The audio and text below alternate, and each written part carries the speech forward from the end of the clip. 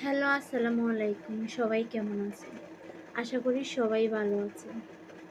আপনাদের দোয়া এবং ভালোবাসায় আমরাও ভালো আছি। আমরাও ভালো আছি। আজ আমার মার গল্প আপনাদের সাথে শেয়ার করব।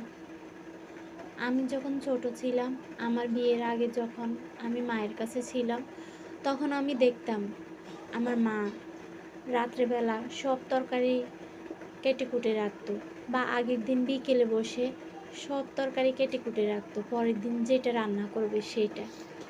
তো আমি মা হওয়ার পরে আমি বুঝতে পারলাম যে সময় কতটা মূল্যবান। আর আমিও ঠিক মেয়েকে ঘুম পাড়িয়ে এখন কালকের রান্নার প্রস্তুতি নিলাম। যেহেতু শাক কুটা অনেক সময়ের ব্যাপার, শাক তো খাওয়াই হচ্ছে না। সেজন্যে আমি শাক কেটে কুটে ধুয়ে পরিষ্কার করে ফানে চাকতে দিয়ে দিব। তো শাক কাটতে কাটতে আমি আপনাদেরকে বলি যে আজ হয়তো আমার মা বাবার জন্যে আমি কিছু করতে